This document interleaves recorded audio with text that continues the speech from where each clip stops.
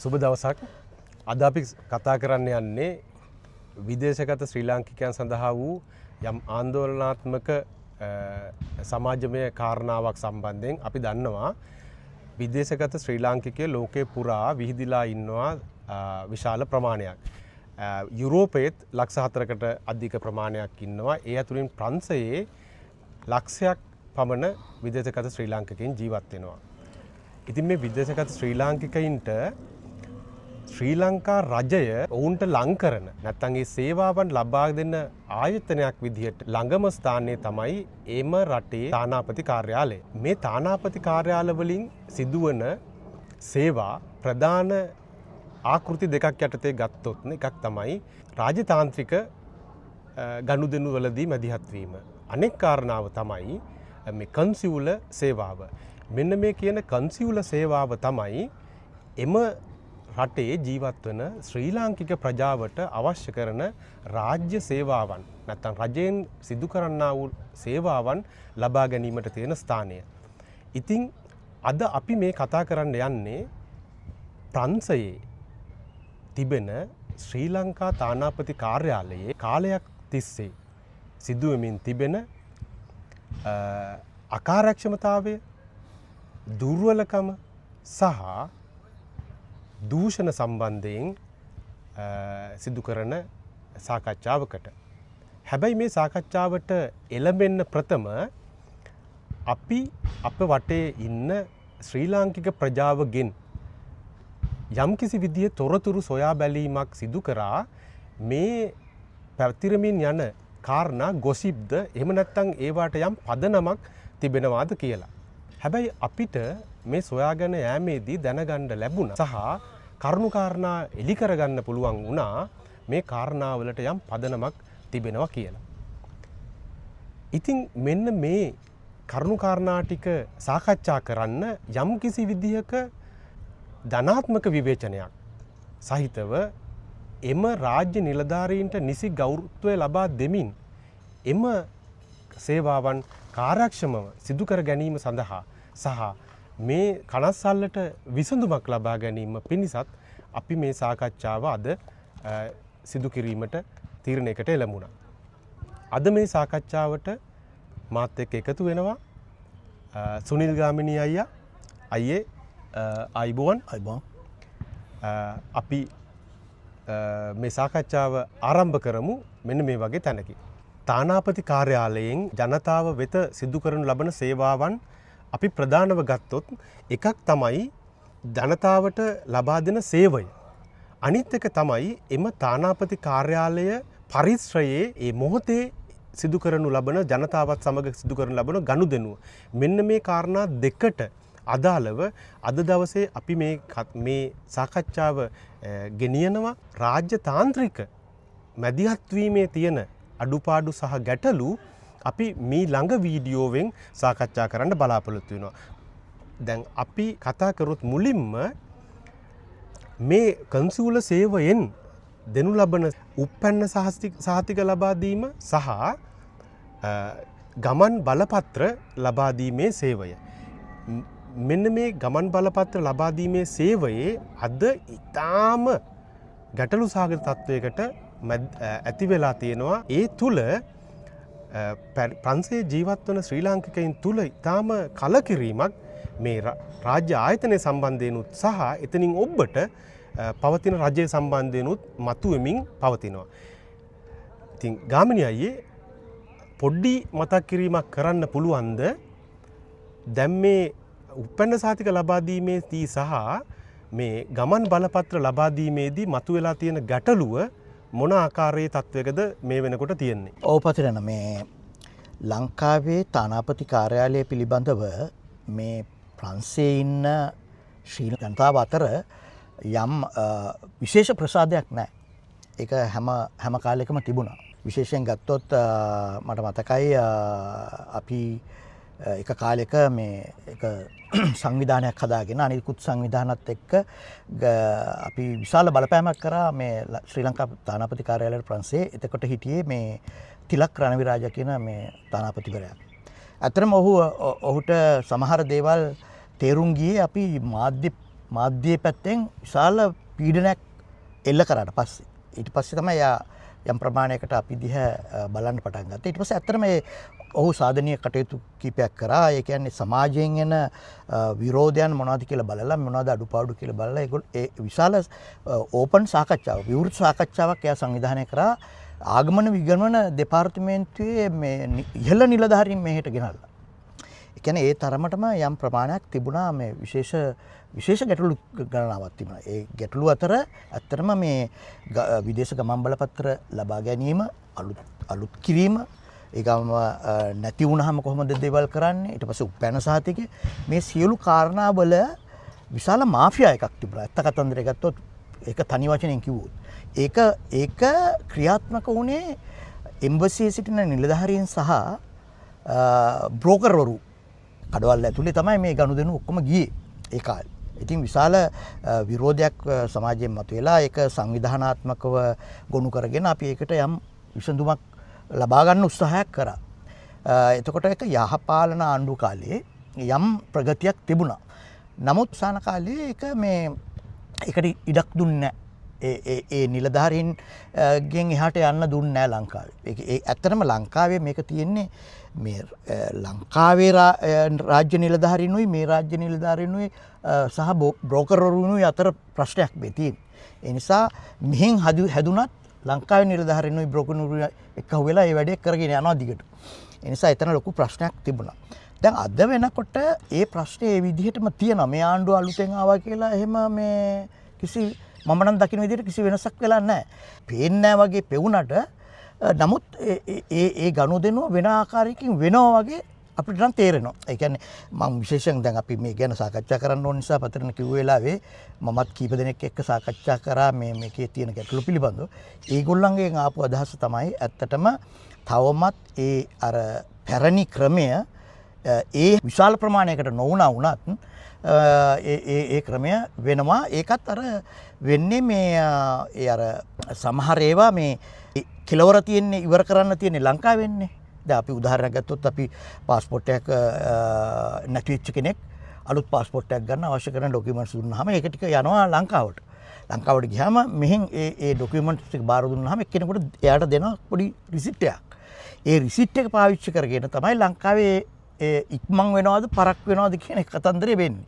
දැන් ඒ ඉක්මන් වෙන එකේදී අවශ්‍ය කරන මුදල් තමයි අර ජාවාරම්කාර අය ගන්නෙ. එතකොට ඒක පැහැදිලිව මේ රාජ්‍ය නිලධාරීන් දැනුවත් කරන වැඩක්. ඒක නිසා තාම කලකිරීමෙන් මිනිස්සු ඉන්නවා. දැන් මම කියන්නේ අපි දූෂණය කියන කාරණාව අවසානට තියමු කතා කරන්න. ඒක ගැන කතා කරන්න අවශ්‍යයි. කතා කරන්න තොරතුරු ප්‍රමාණයක් තියෙනවා. ඒ සියලු තොරතුරුත් එක්ක අපි කතා කරන්න ඕන. හැබැයි අපි මුලින්ම අපි කතා කරමු මේ මතුවලා තියෙන අකාර්යක්ෂමතාවයේ ප්‍රශ්නය. දැන් අපි දන්නවා දැන් ඔය පාස්පෝර්ට් එක සහ උප්පැන්න සහතිකය සම්බන්ධයෙන් විශාල ප්‍රශ්න ටිකක් මතුවලා තියෙනවා. දැන් මුලින්ම කාරණේ තමයි උප්පැන්න සහතිකයක් හෝ පාස්පෝර්ට් එකක් ලබා ගැනීම සඳහා දැන් මේ මෑතක ඉඳලා ඔවුන් භාවිතා කරනවා ඔන්ලයින් එහෙම නැත්නම් මාර්ගගත ක්‍රමයට අපොයින්ට්මන්ට් එකක් ලබා දීම. හැබැයි මේ තීරණය තුල හරිනම් මේ ප්‍රශ්නය විසඳෙන්න අවශ්‍යයිනේ. හැබැයි වෙලා තියෙන්නේ මේ මාර්ගගත ක්‍රමය තුල අපොයින්ට්මන්ට් ලබා දීමෙන් පොරොත්තු ගත වෙලා ඉන්න ඕනි කාලේ වැඩි වෙලා තියෙනවා. දැන් මම ඊයේ බලනකොට තව මාස 3කින් පස්සේ තමයි අපොයින්ට්මන්ට් එකක් කාට හරි අවශ්‍ය නම් ගන්න පුළුවන්කම තියෙන්නේ. එතකොට නැවතත් මේ රෂ් එක ඇති වෙනවා. ඉතින් හොයලා බැලුවට පස්සේ මේක මම හිතනවා මේකට එක හේතුවක් තමයි ඔවුන් එක දවසකට ලබා දෙන්නේ අපොයින්ට්මන්ට් 25ක් පමණයි. හැබැයි මේ ලබා දෙන අපොයින්ට්මන්ට් 25ත් අපි එක අපොයින්ට්මන්ට් එකක් සැලකුවොත් මේ අපොයින්ට්මන්ට් එක එම සේවාව ලබා ගන්න ඕනි පුද්ගලයාමද මේ අපොයින්ට්මන්ට් එක ලබා ගන්නේ කියලා ප්‍රශ්නේ තියෙනවා. මොකද සමහර අය අපොයින්ට්මන්ට් 3-4 දාලා ඒ අපොයින්ට්මන්ට් සමහර අයට විකුණනවා කියලා තොරතුරු ලැබිලා තියෙනවා සහ අපි අත්දැකලත් තියෙනවා. හැබැයි මෙන්න මේ අපොයින්ට්මන්ට් ලබා දීම අදාළ පුද්ගලයාටමද කරන්න කියලා ඕන තරම් තාක්ෂණික ක්‍රමවේද තිබෙනවා. අද අපි ඉන්නේ ශ්‍රී ලංකාව තුළ නව රජය ඩිජිටල් රාජ්‍යකරණයක් සාකච්ඡා කරන වෙලාවක සහ ලෝකය කෘතිම බුද්ධිය දෙසට නැමිලා තියෙන වෙලාවක තමයි අපි මේ අද ප්‍රංශයේ තිබෙන තානාපති කාර්යාලයේ මේ ඔන්ලයින් අපොයින්ට්මන්ට් ලබා දීමේ ක්‍රමවේදය ගැන සාකච්ඡා කරන්නේ. ඒ නිසා අපි එම රාජ්‍ය ආයතනවල ඉන්න ඉහළ නිලධාරීන්ට විශේෂයෙන්ම තානාපතිතුමිය නැත්නම් වැඩ බලන තානාපතිතුමිය සහ එතනින් පහළ කන්සියුල සේවාවේ ඉහළ ඉන්න ඒ නිලධාරිතුමියන්ට නිසි ගරුත්වය ලබා දෙමින් අපි කියනවා මේ ප්‍රශ්න කෙරෙහි ජනතාවට සහකම්පනයක් ඇතිව ඒ ප්‍රශ්න දෙස බලන්න ඒවා විසඳන්න මැදිහත් වෙන්න කියන ඉල්ලීම අපි කරනවා මේත් එක්කම. ඒත් එක්කම මතක් කරන්න උවමනයි මේ තානාපති කාර්යාලවල වැඩ කරන සේවකයන්ගේ පැත්තෙන් ප්‍රතිචාරය තමයි අපිට ස්ටාෆ් මදි. හැබැයි ස්ටාෆ් මදිවීම ජනතාව තුළ බරක් පැටවීමට හේතුවක් වන්නේ නැහැ. එහෙමනම් එම සේවකයන්ගේ හිඟය මග අරග ගන්න තියෙන්නෙම එම කාර්යාලයේ ඉන්න ඉහළ නිලධාරීන්ගෙන් තානාපතිතුමිය හෝ වැඩ බලන තානාපතිතුමිය හරහා ශ්‍රී ලංකාවේ ඔවුන් සම්බන්ධ වෙන විදේශ කටයුතු අමාත්‍යාංශයේ ලේකම්තුමා හරහා හෝ දේශපාලන නැත්නම් අමාත්‍යාංශය බලධාරීන් තුලින් තමයි.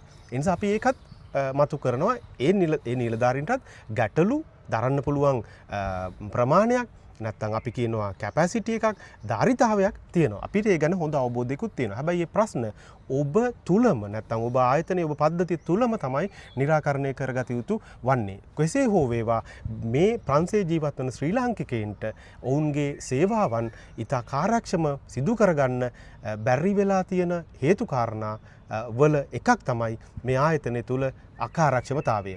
අපොයින්ට්මන්ට් 25යි නම් ඔවුන් ලබා ගන්නේ. මම අපොයින්ට්මන්ට් 25 හෝ නිසි පරිදි කළමනාකරණය කරනවද කියන ගැටලුව අපිට තියෙනවා. මොකද අපේ දූතයින් ඒ තැන්වලට ගිහිල්ලා ඔවුන් ලබා දුන්න තොරතුරුත් එක්ක බැලුවට පස්සේ එක දිනයකදී එම්ම පොඩි කාමරයක් වගේ තියෙන තැන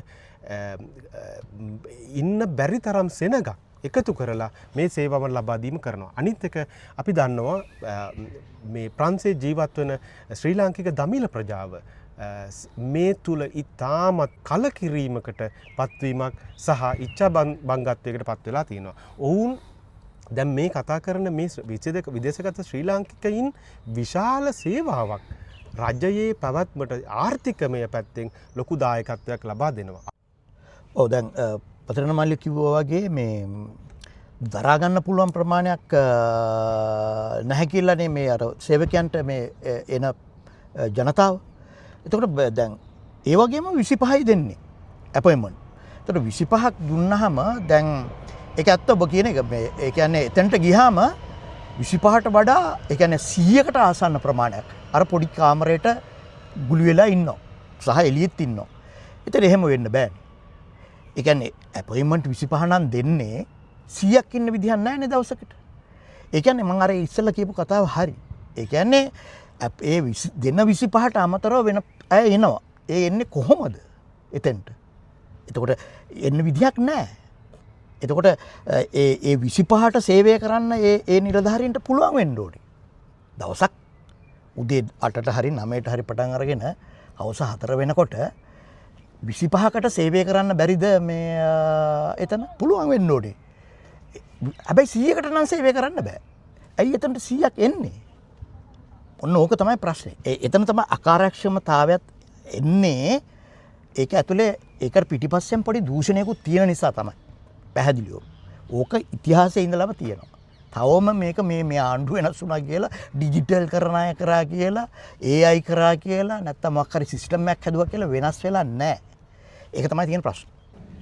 දැන් ගාමිණියේ ඔතන තියෙන අනිත් කාරණේ තමයි දැන් මේ සේවාව ලබා ගන්න තානාපති කාර්යාලයට එන ශ්‍රී ලාංකිකයෝ සිංහල ප්‍රජාව, දමිළ ප්‍රජාව සහ මුස්ලිම් ප්‍රජාව ඒ ආයතනයේ තුලදී තාමත්ම අපහසුතාවයකට ලක් වෙනවා. මම ලබාගත තොරතුරු තුල මේ සතියක විතර ඉඳගලා මේ තොරතුරු හොයනවා විතින් විට මේ තානාපති කාර්යාලයට යම් කුද්දලයෝ යවලා ඒ තුල ඔයා දන්නවද අද මේ වෙනකොට මේ එන මේ සේවාව ලබා ගන්න එන අයට වැසිකිළියක් නැහැ පාවිච්චි කරන්න.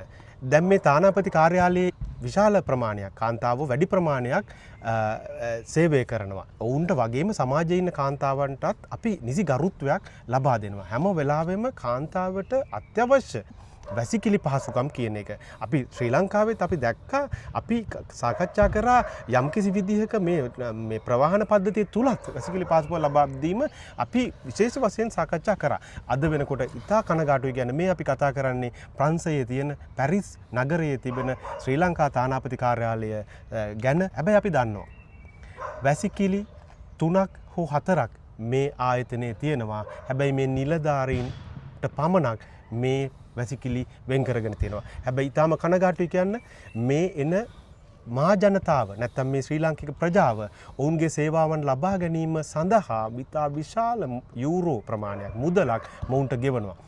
යූරෝ 100 සිට බර්ත් සර්ටිෆිකේට් එකක් වගේ ගන්න තියෙනවා නම් යූරෝ 100 සිට පාස්පෝර්ට් එකක් ලබා ගන්න, ගමන් බලපත්‍රයක් ලබා ගන්න යූරෝ 300 සහ 450 දක්වා මුදලක් මොවුන් අය කරනවා. ඉතින් මෙවැනි මුදලක් දීලා මේ සේවාව ලබා ගන්න එන ඔවුන්ට ඒ ඉන්න ස්ථානයේ අවශ්‍ය කරන පහසුකම් ටික නැහැ. පොඩි දරුවොන් අතේ තියාගෙන එන අය අපි දකිනවා ඔවුන්ට දරුවට කිරි ටික දී ගන්න අවශ්‍ය කරන අත්‍යවශ්‍ය කාරණා ටික දෙන්න එතන පහසුකම් සපයලා නැහැ. ඊටාම කනගාටුයි. අපි හිතන්න පුළුවන් එතන තියෙන ඉඩකඩ සීමිතයි කියලා. හැබැයි මේ ශ්‍රී ලාංකිකයින්ගේ බදු මුදලෙන් නඩත්තු වන තානාපති කාර්යාලයක් එය තියෙන්නේ පැරිස් වල තාමත්ම තදාසන්න තැනක. ඒට විශාල මුදලක් ගෙවලා තමයි ඔවුන් මේක වෙන් කරගෙන තියෙන්නේ. සහ එහෙමනම් ඒ සේවාවන්ට අවශ්‍ය කරන ඉඩකඩ එතන තියෙන්න අවශ්‍ය කරනවා. අනිත් එක තමයි මේ සේවාව ලබා ගන්න එන ජනතාව කෙරෙහි සහ කම්පනයක් මේ රාජ්‍ය නිලධාරීන් තුල තිබිය යුතු වෙනවා. අපි මේ කතා කරන්නේ මම මුලින් සාකච්ඡා කළා වගේම ඩිජිටල් රාජ්‍යකරණයක් සාකච්ඡා කරමින් ඉන්න වෙලාවක අපේ අතේ දුරින් AI නැත්තම් ආටිෆිෂල් ඉන්ටෙලිජන්ස් කෘතිම බුද්ධිය කතා කරන වෙලාවක හැබැයි මේ ප්‍රංශයේ ශ්‍රී ලංකා තානාපති කාර්යාලයේ යම් ගෙවීමක් කරනවා නම් අතින් මුදල් අරන් ගිහිල්ලා තමන්ගේ මුදල් පසුම්බියෙන් අරගෙන යූරෝ වලින් ගෙවීම කරන්න ඕනි. අද වෙනතුරුත් ඔන්ලයින් ක්‍රමයට කිසියම්ම හෝ මාර්ගගත ක්‍රමයකට ගෙවීමක් කරන්න හැකියාව ඔවුන් ලබා දීලා නැහැ. ටෙලර් මැෂින් එකෙන් මුදල් අරගෙන ඇවිල්ලා එම ගෙවීම කරන්න කියලා. ඒ තුල ජනතාව විදියට විශාල අපහසුතාවයකට පත් වෙනවා. අපි දැන් ඉන්නේ ප්‍රංශය ගත්තට පස්සේ සුළු වෙළඳ සැලකට ගියත් ඔවුන්ට ගෙවීම අපි කරන්නේ කාඩ් එකකින් නැත්නම් මාර්ගගත ක්‍රමයකට ඒ විදියට. ඒ නිසා නමුත් මේ අපි කතා කරන තානාපති කාර්යාලයේ අදටත් මේ කතා කරන මොහොතේ ඒ ගෙවීම කරන්න ගෙවීම කළ යුතු වන්නේ මුදල් පසුම්බියෙන් මුදල් ලබා දීලා. ඉතින් අපි බලාපොරොත්තු වෙනවා මේ කියන කරුණු කාරණා ටික ධනාත්මකව අරගෙන මේවා නිවැරදි කරගන්න අවශ්‍ය කරන අපි මේවා මතු කරන්නේ ඇයි? මේවා මතු කරන්නේ විශේෂයෙන්ම කන්සියුලර් සර්විස් ඊට පස්සේ තානාපති සේවයේ ඉන්න නිලධාරීන් ඔවුන්ව මොන ආකාරයකටද මේ ගැටලු කළමනාකරණය කරගන්නේ කියලා විශේෂී පුහුණුවක් ස්ලීඩා ආයතනයෙන් සංවර්ධන පරිපාලන ආයතනයෙන් මේ පුහුණුව ඔවුන්ට ඉතාමත් මනාව ලබා දෙනවා.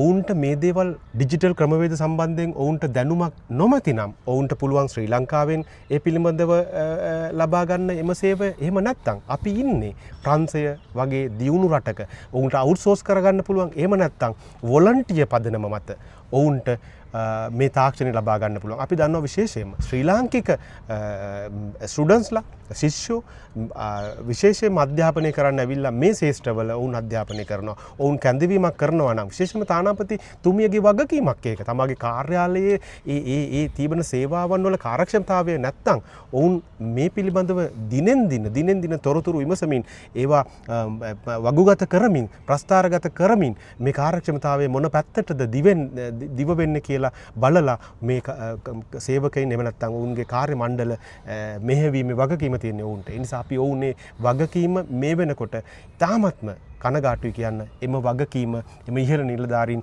ඒවා සිදු කරලා නැති බව තමයි අපිට කනගාටුවෙන් වුණත් කියන්න තියෙන්නේ. අපි ඊළඟට කතා කරන්න අවශ්‍ය කරන්නේ විශේෂම කාරණාව මේ කාර්යාලය සම්බන්ධව අපිට මතුවෙච්ච දූෂණ කාරණා ටික.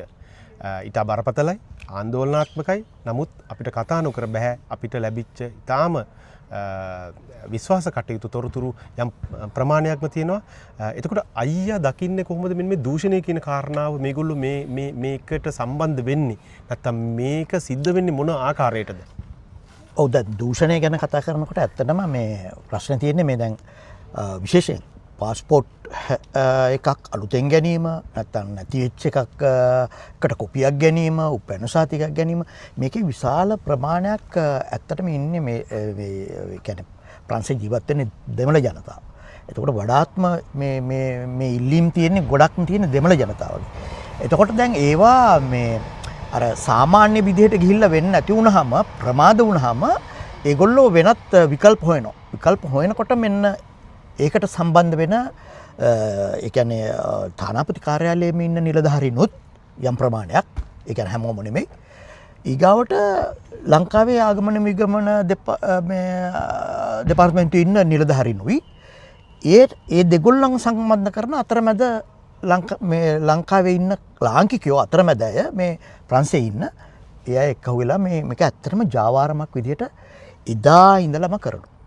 ඒක ඉතින් අස්පනා අපිට මේ මං කියන්නේ මේ සමාජයේ ඉන්න කිසි කෙනෙක්ට බොරු මේ කියන්නේ මේ හංගන්න පුළුවන් රහසක් නෙමෙයි. ඒක කඩවල් ඇතුලේ සිද්ධ වෙනවා, දේවල් හැමතැනම වෙනවා. නමුත් අපි බලාපොරොත්තු වුණා මේ ආණ්ඩුව ආවම මේ අලුත් ආණ්ඩුව ආවම මේක පොඩි වෙනසක් වෙයි කියලා. මම හිතන විදිහට තාම නම් එහෙම විශාල වෙනසක් වෙලා නැහැ. ඒ ආකාරයටම ඒක වෙනවා. දැන් පොඩි මේ කියන්නේ පුද්ගලයන් වෙනස් වෙලා ඇති. ඒ කියන්නේ නිලධාරීන්ගේ පැත්ත පුද්ගලයන් වෙනස් වෙලා ඇති. නමුත් ඒ කාරණාව ඒ ආකාරයටම ඒ කියන්නේ ඊටාම මේ කැත විදිහට ඒ කටයුතු වෙනවා. ඒකට හේතුව තමයි අකාර්යක්ෂමතාවය. අකාර්යක්ෂමතාවය කියන එකත් හදලා තියෙන්නේ. ඒ කියන්නේ අපි ඉස්සෙල්ලා කතා කරපුවා වගේ අකාර්යක්ෂමතාවය නිසා තමයි මේ ප්‍රමාදය වෙන්නේ. ප්‍රමාදය වුණාම තමයි බ්‍රෝකර්වරු වෙන්නේ. බ්‍රෝකර්වරු නිසා තමයි දෙපැත්තෙම නිලධාරීන් මේක ජාවාරමක් බවට පත් කරගන්න. ඒක තාමත් අද වෙනකන් තියෙනවා. විශේෂයෙන් හොයනකොට අපිට මතුවෙච්ච කාරණාවක් තමයි සියලු නිලධාරීන් නෙමෙයි මේ නිලධාරීන්ගේ තාම හොඳ තාම දක්ෂ ලෙස වැඩ කරන අපි ගරු කළ යුතු නිලධාරීන් ඉන්නවා. තාම සහකම්පනීන් යුතුව වැඩ කරන නිලධාරීන් ඉන්නවා. නමුත් මේක තුල නිලධාරීන් දෙතුන් දෙනෙක් ඉන්නවා මේ ජාවාරම් කරුවන් සමග එකතු වෙලා තාමත් මේ ජාවාරම රිසිසේ සිදු කරගෙන යනවා. අපි තොරතුරු හෙව්වට පස්සේ මොවුන්ගේ ගාමනය කිව්වා වගේම මොවුන්ගේ අකාර්යක්ෂමතාවය තුල මේකට අවස්ථාවක් හැදෙනවා. හැබැයි මේ ජාවාරම් කාර්යෝ ලංකාවේ තිබෙන පාස්පෝර්ට් ඔෆිස් එකත් එක්ක නැත්තම් මේ ගමන් බලපත්‍ර නිකුත් කරන කාර්යාලයේ ඉන්න දූෂිත නිලධාරීන් සමග එකතු වෙලා මේ වෙනකොට ලක්ෂ 2.5ක් මුදලකට පාස්පෝර්ට් එක ඉතාම ඉක්මනින් යම් කිසි කෙනෙක්ගේ පාස්පෝර්ට් එක මට තොරතුරු දුන්නා ඊයේ මගේ මිත්‍ර හොඳම මිත්‍රයෝ දෙන්නෙක් ඒ මිත්‍රයෝ දෙන්නගේ පාස්පෝර්ට් එක අවුරුද්දක් ප්‍රමාද වෙලා ඔවුන්ගේ බිරිඳ පාස්පෝර්ට් කාර්යාලයට ලංකාවේ යවලා එය බලලා තියෙනවා මොකද්ද මේකේ තියෙන මේ ප්‍රශ්නය කියලා බැලුවට පස්සේ ඔවුන් එළියට දැන් එතන ලියකියවිලි වල ගැටලුවක් කියලා තමයි ඔවුන්ට මතු කරලා තියෙන්නේ. නමුත් මේ මොහුගේ බිරිඳ එම පරිශ්‍රයෙන් නික්මිලා එනකොට යම් තරවුකරුවෙක් ඇවිල්ලා ඔවුන්ට කියලා තියෙනවා ඔයාගේ ෆයිල් එක ඕපන් කරලා නැහැ. ඔයාගේ ෆයිල් එක ඕපන් කරොත් ඔවුන්ට ඒක කරන්නම් වෙනවා. ඒකට යම් මුදලක් යනවා. කොපමණ මුදලක්ද? ලක්ෂ 2.35ක්. ලක්ෂ 2 ඉඳලා ලක්ෂ 2.35 වගේ මුදලකට තමයි මේ වැඩේ සිද්ධ වෙන්නේ.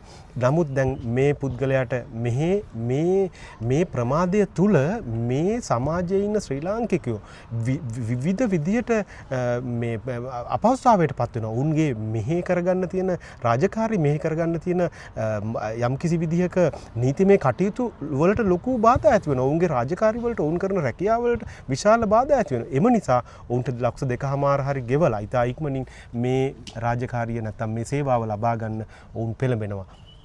ඒ පුද්ගලයා මට සඳහන් කළා මම ලක්ෂ 2.35 දුන්න ශනින් දවස් 5කින් විතර ශ්‍රී ලංකාවේ එම්බසියෙන් මැසේජ් එකක් එනවා ඔබගේ පාස්පෝර්ට් එක නැත්තම් ගමන් බලපත්‍රය ඇවිල්ලා තියෙනවා කාර්යාලයට ඇවිත් රැගෙන යන්න කියලා.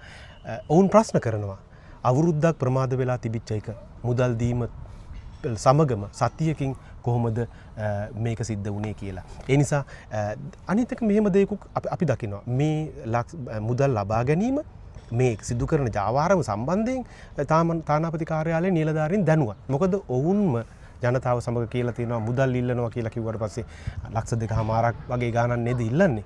ওই විදිහට ඔවුන් ප්‍රශ්න කරලා තියෙනවා. ඒ නිසා මේ ජාවාරම් සිදු වෙනවා කියලා ඔවුන් දැනුවත්.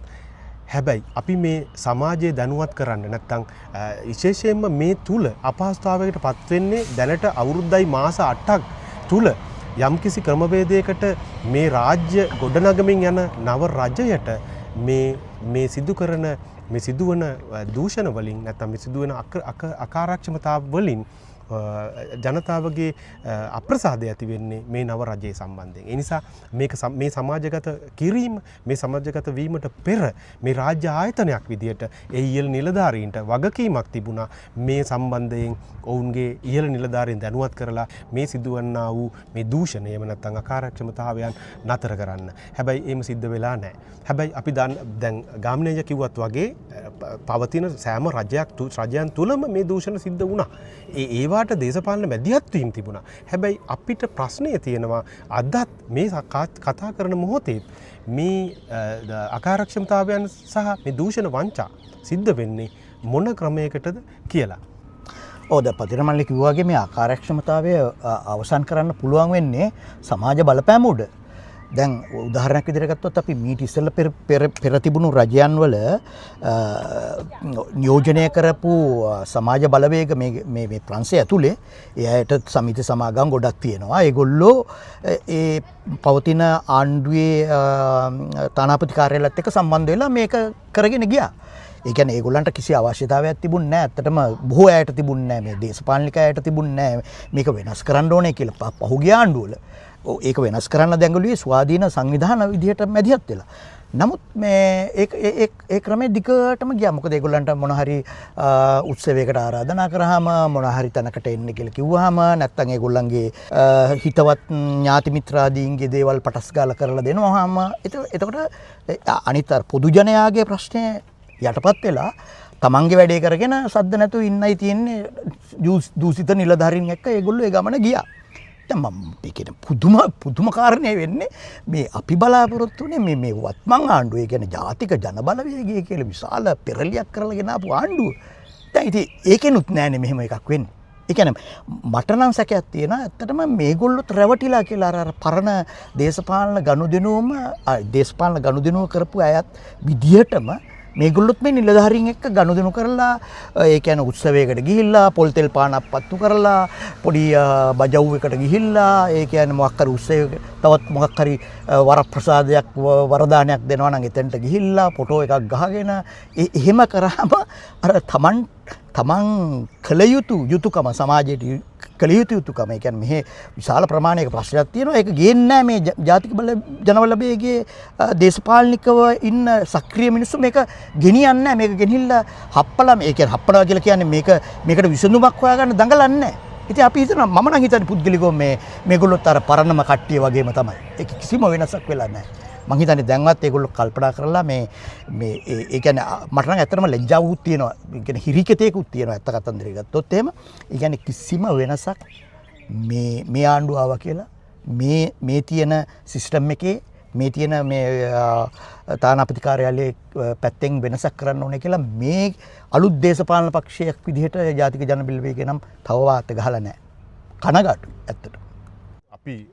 අපි මේ දේවල් කතා කරන්නේ විශේෂයෙන්ම අපි අපේ සීමාවන් තුල ඉඳගෙන අපි දන්නවා තානාපති කාර්යාලයේ සේවය කරන්නේ රාජ්‍ය නිලධාරීන්. ඒ රාජ්‍ය නිලධාරීන්ට නිසි ගරුත්වය සහිතව අපේ සීමාවන් තුල ඉඳගෙන මේ සමාජයේ මතුවෙමින් තියෙන කාරණා කනස්සලට හේතු වෙලා තියෙන කාරණා තුල මේ දැන් පවතින රජය මේ ගාමිණී කිව්වා වගේම ජාතික ජන බලවේගයේ රජය තුලින් ජනතාව බලාපොරොත්තු වෙච්ච වෙනස්කම සිදු නොවීම කියන කාරණේ මූලික කරගෙන ප්‍රජාව යම්කිසි කනස්සල්ලකින් සහ අපහසුතාවයකින් යම් කලකිරීමකින් පසු වෙනවා. ඉතින් ඒ නිසා තමයි අපි මේ ගැටලු කාරණා සමාජගත කරන්නේ මේ තුලින් මේ නිලධාරීන්ගේ එතනින් එහාට දේශපාලන අධිකාරියේ අවධානය මේ තුල යොමු වෙලා විශේෂයෙන් මේ අකාර්යක්ෂමතා නිවැරදි කරගන්න අවශ්‍යයි අනිවාර්යයක් ලෙස.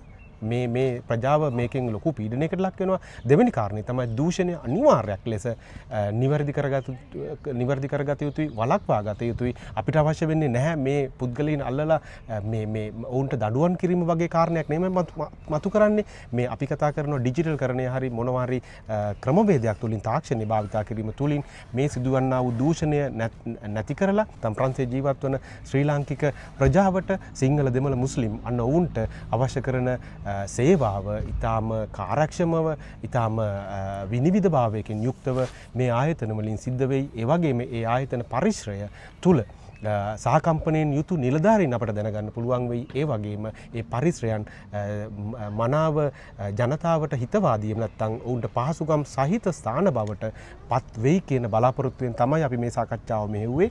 අපි මින් ඉදිරියට මේ සාකච්ඡා විද්‍යුගයක් විදියට තානාපති සේවයේ එහෙම නැත්නම් රාජතාන්ත්‍රික සේවයේ තියනා වූ දුර්වලතා සහ ධනාත්මක සංවර්ධනාත්මක එහෙම නැත්නම් යෝජනා විදියට අපි මතුකරන්න කැමති. ඉතින් ඔබ සියලු දෙනාට අපිත් එක්ක රැඳී සිටියාට ස්තුතිවන්ත වෙන ගමන්ම අපි ආරාධනා කරනවා SL Connect YouTube නාලිකාව සමග තවදුරටත් රැඳී ඉන්න, විශේෂයෙන්ම විදේශගත ශ්‍රී ලාංකිකයින්ට වෙනුවෙන් ඔවුන්ගේ හඬ මේ අවකාශය තුල ගොඩනගන්න අප බලාපොරොත්තු වෙනවා. එහෙනම් අද දවසේ ඔබෙන් සමුගන්නවා.